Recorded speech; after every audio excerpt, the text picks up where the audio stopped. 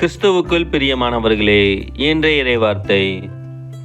தீர்ப்பு நாளில் தென்னாட்டு அரசி இத்தலைமுறையினரோடு எழுந்து இவர்களை கண்டனம் செய்வார். புனித மத்தேயு எழுதிய நற்செய்தி 12ஆம் அதிகாரம் 38 முதல் 42 முடிவுள்ள வசனங்கள். அக்காலத்தில் மறைநூல் அறிஞர் சிலரும் பரிசேயர் சிலரும் இயேசுவுக்கு மறுமொழியாக, போதகரே, நீர் அடையாளம் ஒன்று காட்ட வேண்டும் என விரும்புகிறோம் என்றனர். அதற்கு அவர் கூறியது, இந்த தீய விபச்சார தலைமுறையினர் அடையாளம் கேட்கின்றனர்.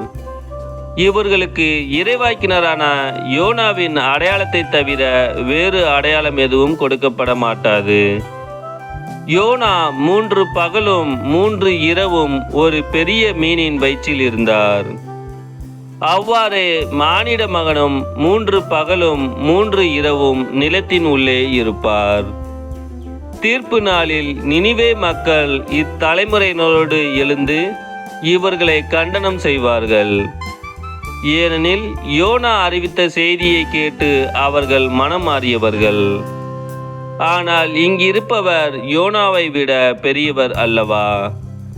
தீர்ப்பு நாளில் தென்னாட்டு அரசி இத்தலைமுறையினரோடு எழுந்து இவர்களை கண்டனம் செய்வார். ஏனெனில் அவர் சாலமோனின் ஞானத்தை கேட்க உலகின் கடைக்கோடியிலிருந்து வந்தவர். ஆனால் இங்கிருப்பவர் சாலமோனிலும் பெரியவர் அல்லவா?